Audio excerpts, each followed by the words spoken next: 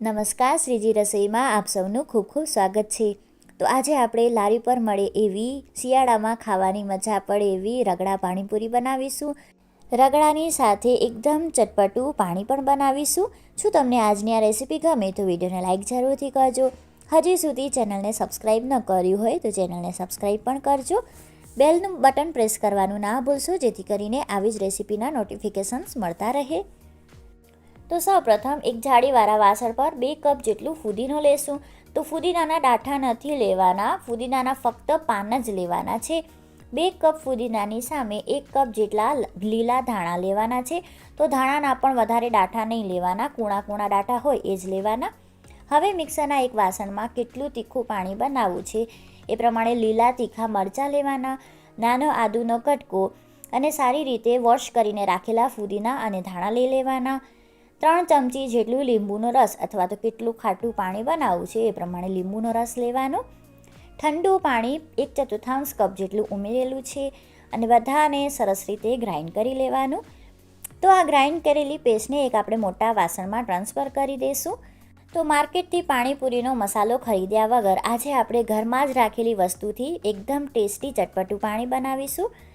હવે આ મિશ્રણમાં 1 ટીસ્પૂન જેટલી હિંગ ઉમેરવાની, 1 ટેબલસ્પૂન જેટલો સંચળ પાવડર ખાસ ઉમેરજો. સંચળ વગર પાણીપુરીનું પાણી અધૂરું હોય છે. સ્વાદ પ્રમાણે કરતાં થોડુંક ઓછું મીઠું ઉમેરવાનું.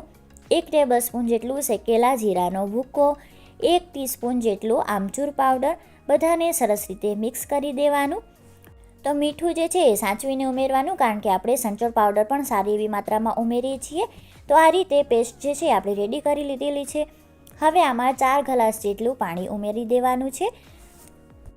તો વધારે પડતું પાણી નહીં ઉમેરવાનું, વધારે પાતળું પાણી નહીં બનાવવાનું, અધરવાઇઝ પાણી જે છે એ બહુ ફીક્કું લાગશે. તો આપણું આ પાણીપુરીનું પાણી જે છે એ રેડી થઈ ગયું છે. હંમેશા એવો જ પ્રયત્ન કરવો કે આપણે પાણીપુરીનું પાણી જ્યારે સર્વ કરવું હોય એના 2 થી 3 કલાક પહેલાં પાણી જે છે એ બનાવીને રાખી દેવાનું, રેસ્ટ આપી દેવાનું. તો સ્વાદ જે છે પાણીનો બમણો થઈ જશે. તો રગડા માટે 2 કપ જેટલા અહીંયા સફેદ સૂકા એટલે કે કઠોળના વટાણા જે છે એ પલાળેલા છે. તો પાણીમાં 7 થી 8 કલાક જેવું પલાળવાનું.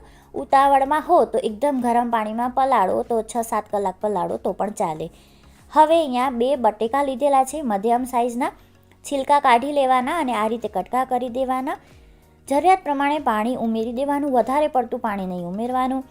1 ટીસ્પૂન જેટલો હળદર પાવડર, જેથી કલર બહુ સરસ આવે છે, અને સરસ રીતે કઠોળને જે છે આ બાફી લેવાના. તો પાણી જે છે એ મેં થોડુંક અગાઉથી બનાવી લીધેલું હતું, 2 કલાક જેવું રેસ્ટ આપી દીધેલું છે પાણીને. હવે ઝીણી ચાયણીની મદદથી પાણીને જે છે એ આપણે ગાળી લેશું, જેથી કરીને અધકચરી કોઈ પણ પેસ્ટ રહી ગઈ હોય તો એ ખાતા સમયે ડિસ્ટર્બ ન કરે. તો આ રીતે પાણીને જે છે એ ગાળી લેવાનું અને જે આ પેસ્ટ બચે એ પેસ્ટને સાચવી રાખવાની છે. આ પેસ્ટમાં હજી પણ સ્વાદ અને સુગંધ સરસ આવતી હોય છે. તો પાણીપુરીનું પાણી જે છે એ રેડી થઈ ગયું છે. પેસ્ટને અત્યારે સાઈડમાં રાખી લીધેલી છે. કઠોળના જે વટાણા આપણે બાફ્યા એ સરસ ચડી ગયા છે. વધારે પડતું પાણી નથી ઉમેરવાનું, વટાણા જે છે એ પ્રોપર ચડી જાય એટલું જ પાણી ઉમેરવાનું. તો અહીંયા આપણે વટાણાને જે છે સ્મેશ નથી કરવાના, સરસ રીતે ચડી જાય પણ હળવા એવા આખા રહી જાય એ પ્રમાણે બાફવાના છે. તો હવે આપણે રગડો બનાવવાનું શરૂ કરીએ. તો રગડો બનાવવા માટે એક કડાઈમાં 2 ચમચી જેટલું તેલ લેવાનું છે.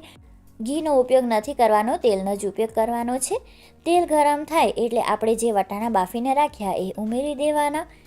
અત્યારે પાણી ઉમેરવાની ઉતાવળ ન કરવાની, પ્રથમ રગડાને જે છે એ સરસ રીતે સાંતળી લેવાનું. સ્વાદ પ્રમાણે મીઠું ઉમેરી દેવાનું અને આપણે જે આ પેસ્ટ અલગ રાખી હતી ફુદીનાની ગાળીને એ આમાં ઉમેરી દેવાની. જો પેસ્ટ ન હોય, પાણી ન ગાળ્યું હોય તો તમે 1 ગ્લાસ જેટલું પાણીપુરીનું પાણી પણ આમાં ઉમેરી શકો છો. તો બધાને સરસ રીતે મિલાવી લેવાના. બટેકો ખાસ ઉમેરવાનો, જેથી કરીને થિકનેસ જે છે આની જળવાઈ રહે.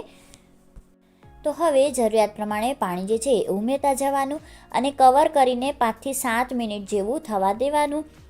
રગડો રંધાશે એટલે ઘાટો થતો જશે, માટે પ્રથમ આપણને એવું લાગી શકે છે કે થોડુંક પાકું છે, પણ આપણે સર્વ કરશું હળવું હુંફાળું રહેશે રગડો ત્યાં સુધી હજી થોડુંક ઘાટું થઈ જશે. તો રગડો જે છે એ સર્વ કરવા માટે રેડી છે, પાણી પર રેડી છે. ઉપરથી થોડુંક લાલ મરચું છાંટવાનું રગડા ઉપર. પાણીમાં લીલા ધાણા અને રાયતા બૂંદી અને આ રીતે લેમન સ્લાઇસીસથી ગાર્નિશ કરી લેવાનું. આશા રાખું છું તમને આજની આ રેસીપી પસંદ આવી હશે. ફરી મળીશું એક નવી રેસીપી સાથે. ત્યાં સુધી આવજો.